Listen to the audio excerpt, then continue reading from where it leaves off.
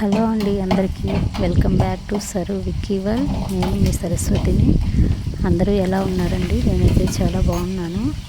Actually ఇంకా అమ్మ వాళ్ళ ఊరికి వచ్చానని చెప్పాను కదండి. సో అమ్మ వాళ్ళ ఊరికి వచ్చిన తర్వాత ఇది సెకండ్ లాంగ్ వీడియో అనే చెప్పాలి.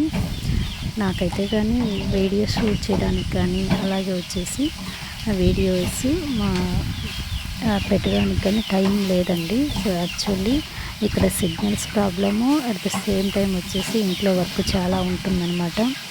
ఊరి కోతలు వచ్చాయి, అలాగే అమ్మకి హెల్త్ బాగాలేక అమ్మను హాస్పిటల్ తీసుకెళ్ళడము, పాపతో చాలా అంటే చాలా పనులే ఉన్నాయన్నమాట.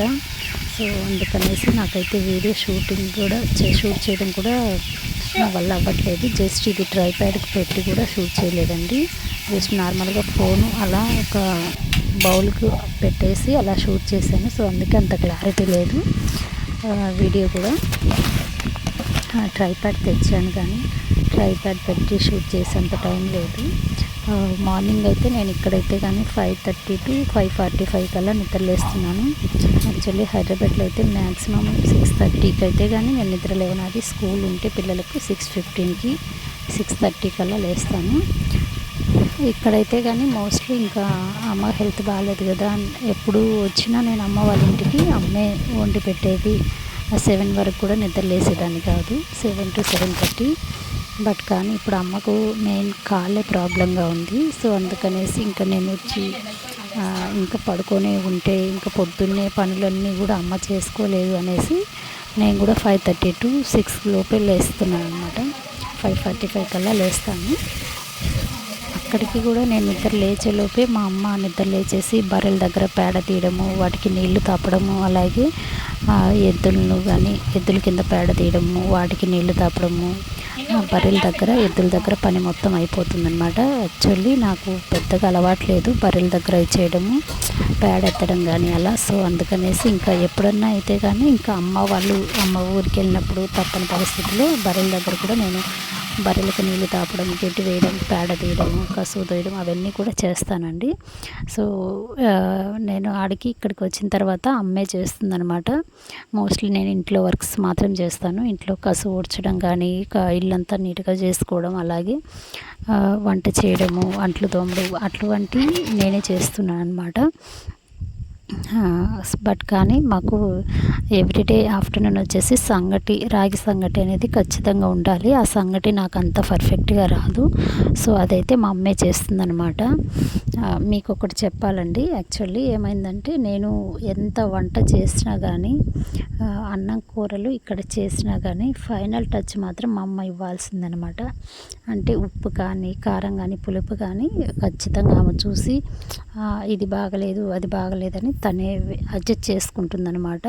పెద్దవాళ్ళు కదండి, వాళ్ళు ఎప్పటి నుంచో వంటలు చేస్తుంటారు. అప్పటి కాలంలో వాళ్ళు అందాజుగా వేసేస్తారనమాట. ఇప్పటికి కూడా వాళ్ళ చెయ్యి వాటము డిఫరెంట్ అనే చెప్పాలి. వాళ్ళ అందాజుగా ఉప్పు కారం కానీ మెజర్మెంట్స్ అనేది చూసి వేరు, ఏదో అందాజుగా అలా వేసేస్తారనమాట ఉప్పు కారము. కానీ అట్లా వేస్తేనే వాళ్ళు పర్ఫెక్ట్గా కుదురుతుందండి. వాళ్ళు వేసిన ఉప్పు కారం కానీ, వాళ్ళ చేసే చేతి వంట టేస్ట్ అయితే నాకు ఇప్పటికీ రాదు.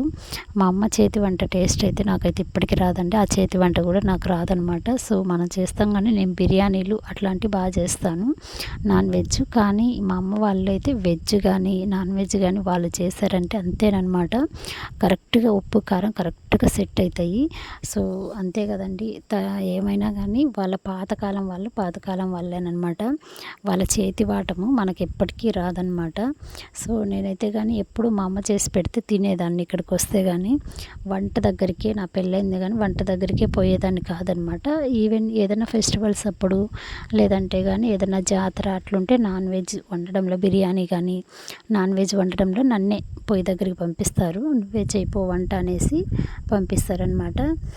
నార్మల్ టైంలో అయితే, నార్మల్గా హాలిడేస్కి వచ్చినప్పుడు అయితే ఎప్పుడు నేను వంట చేయను. మా అమ్మ చేసి పెడితే నేను తినేదాన్ని అనమాట. బట్ కానీ ఇప్పుడు ఆమె హెల్త్ బాగాలేకపోవడం వల్ల పరిస్థితుల్లో చేయాల్సి వస్తుంది. ఇప్పుడు అమ్మ వాళ్ళు చేసి పెడితే తినడమే కాదు కదా, అప్పుడప్పుడు మనకు వాళ్ళకి హెల్త్ బాగాలేనప్పుడు మనం కూడా తప్పకుండా చేయాలన్నమాట. సో అది మన రెస్పాన్సిబిలిటీ. ఈరోజైతే చేసి దొండకాయ ఫ్రై, టమాటా బజ్జీ చేస్తున్నాను అనమాట. లంచ్కి అయితే ఇదేనండి. మీరందరూ కూడా వీడియో చూస్తున్నారు కానీ ఎవరు అయితే లైక్ చేయట్లేదు, సబ్స్క్రైబ్ చేసుకోవట్లేదండి. ప్లీజ్ దయ ఉంచి నాకైతే సపోర్ట్ చేయండి. మీరు ఇచ్చే ఒక్క లైక్ నాకు ఎంతో మోటివేషన్గా ఉంటుంది. వీడియో కనుక నచ్చినట్లయితే ప్లీజ్ సబ్స్క్రైబ్ చేసి లైక్ చేసి నా ఛానల్ని అయితే సపోర్ట్ చేయండి. అంతేనండి ఈరోజు వీడియో అయితే. కానీ ఇంకొక వీడియోతో మళ్ళీ నెక్స్ట్ కలుద్దాం. Bye bye. Thanks for watching.